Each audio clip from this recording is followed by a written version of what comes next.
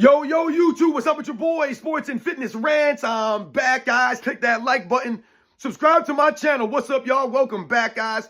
Welcome back, man. Got another great video for you guys today. As usual, man, you guys know the deal on this channel. So about setting the record straight, stopping the lies, stopping the narratives, stopping them from rewriting history, guys. And in this video, I want to talk about, once again, some comments I heard from LeBron James. I don't know how this man's Mind the Game podcast keeps coming up on my feed on YouTube. I keep telling YouTube I don't want this recommended to me, and it still keeps popping up on my feed. And I guess I should be happy about it because it's giving me material to talk about, because every time this man speaks, I don't understand what he's talking about. It doesn't make any sense. He's got contradiction. So in the latest clip that I heard, LeBron James called the 2012 Boston Celtics a big four, a quote-unquote big four, because Rajon Rondo was so damn good. That was his exact words. Yeah, I called them the big four because Rajon Rondo was so damn good. And they were talking about how 2012 was his most toughest, physically demanding, mentally taxing series that he ever played. He said he did a 2012 series against the Boston Celtics. That was the hardest series that he ever had to play, he said. That was it for him, the 2012 Celtics series. Remember, they were down 3-2 and all this stuff. We're going to talk about this video because he called them the Big Four. The Big Four, he called them in 2012. Makes no sense. We're going to talk about this video, guys. And I want to thank you guys, everyone across the world, everyone across the states has been supporting my channel. Once again, guys, you know I am truly, truly humbled. Thank you very much to everybody out there. Shout out to everybody in the membership, man. Real recognize real. And you guys know what to do. Turn the volume all the way up. Hit that play button. Remember, these videos are for educational purposes. And let's roll. So, yes, guys, like I said, man, I don't know how this dude, Mind the Game podcast, keep coming up on my feed. I don't know how it keeps coming up. I keep telling YouTube to stop recommending this. I don't want to see this anymore. And yet and still, every single day, Mind the Game pops up, and I keep seeing LeBron James' face, man.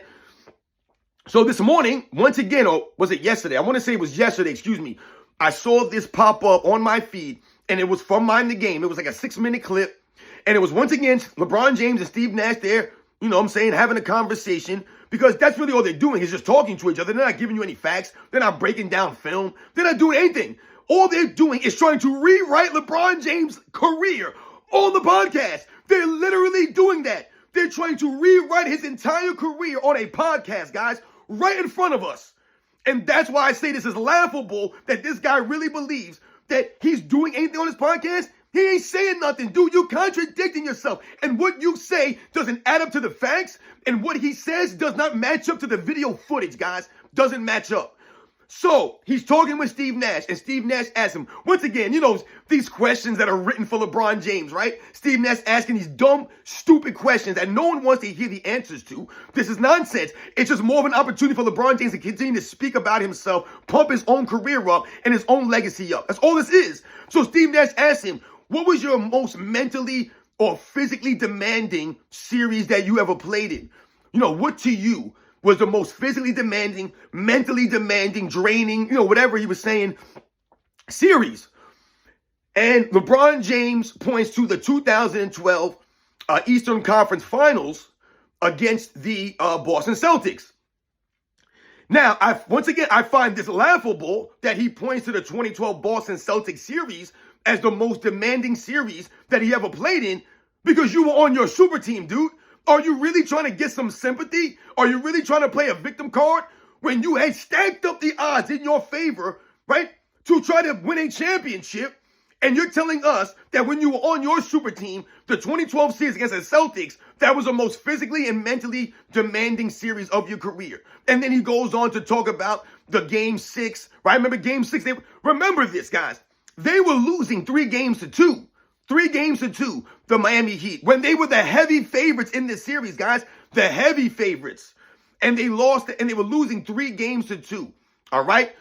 They didn't have it. The Celtics were not as formidable as LeBron James is trying to make it seem.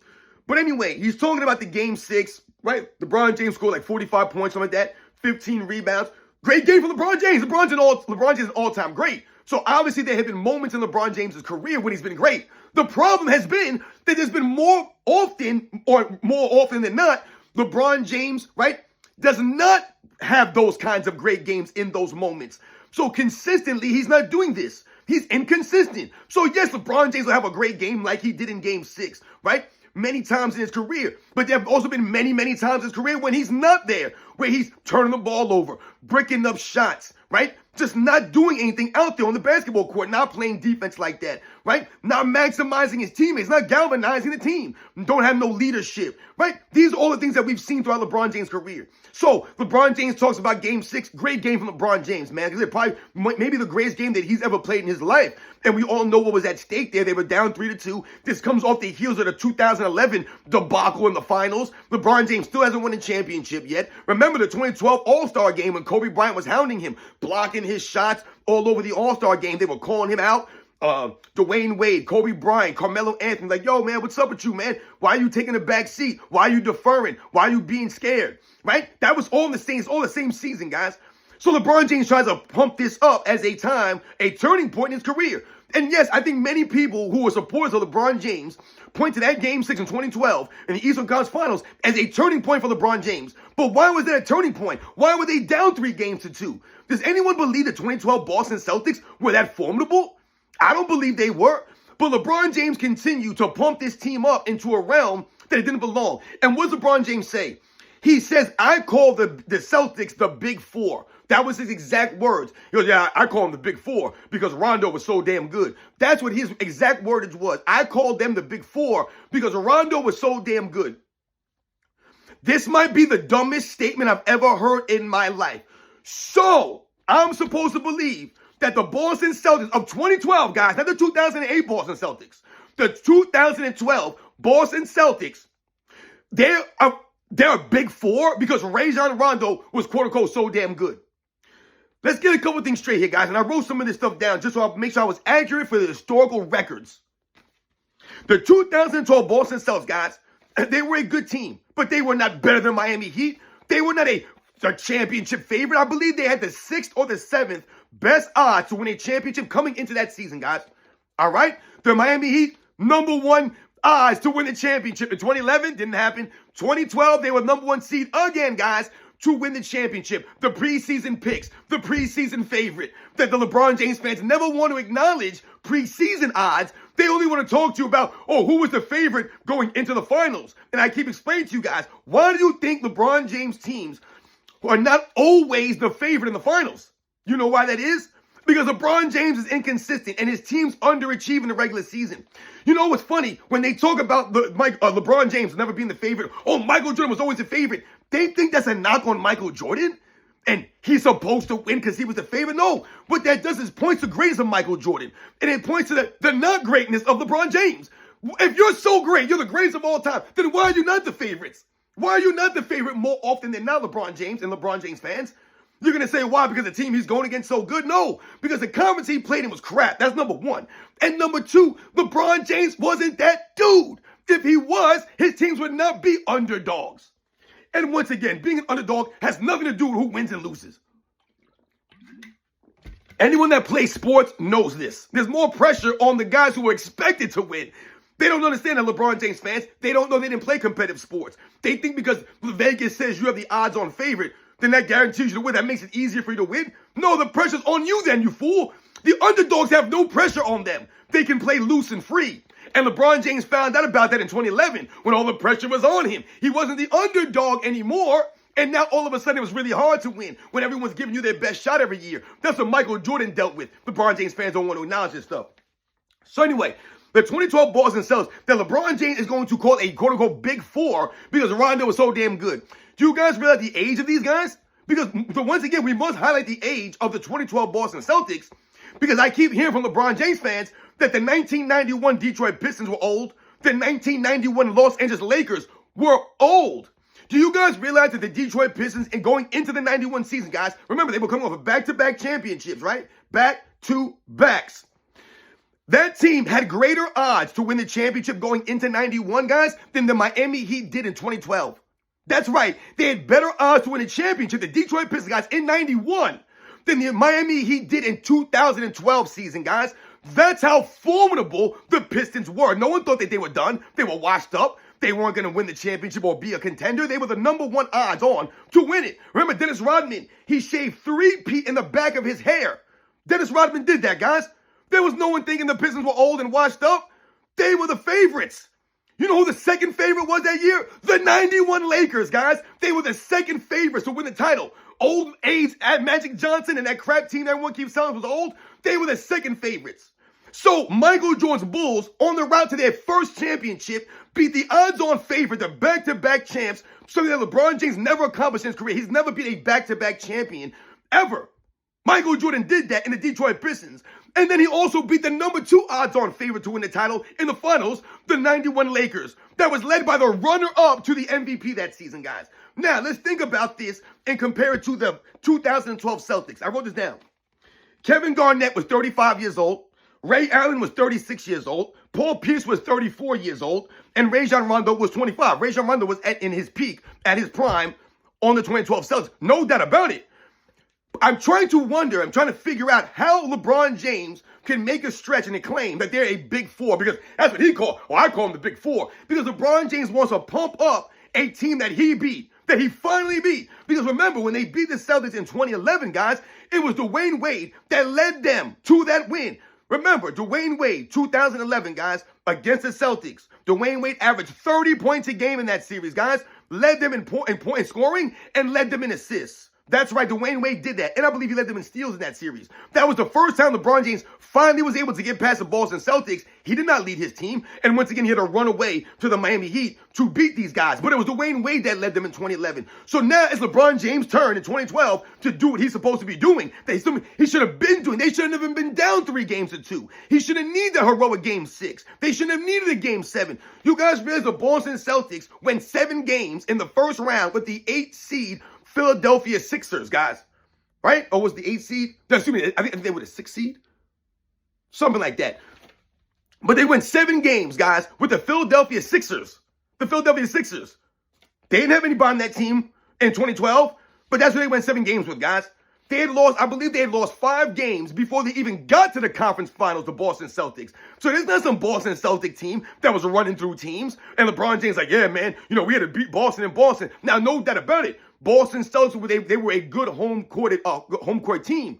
But the Miami Heat was a better team, man. And LeBron James is telling us that that's the most physically and mentally demanding series. Why? Because the pressure was mounting on you in that series. Because you had not won a championship. You folded up, right? In the 2011 finals, just straight folded up, blew a 2-1 lead, was coughing, making fun of Dirk Nowitzki. The guys lost 3 in a row. That's why the pressure. That's why it was mentally taxing. That's why it was tough for you. It had nothing to do with the Celtics and how great they were individually and how great their team was. Oh, they were a big four. No, it was on you in your own mind. You can't handle that like Michael Jordan could. You couldn't take the pressure of a Magic Johnson or a Larry Bird, a Bill Russell. Right? You couldn't deal with that stuff. I mean, Tim Duncan or Kobe Bryant. You can't handle that pressure. You can't do it. That's why you were all jacked up.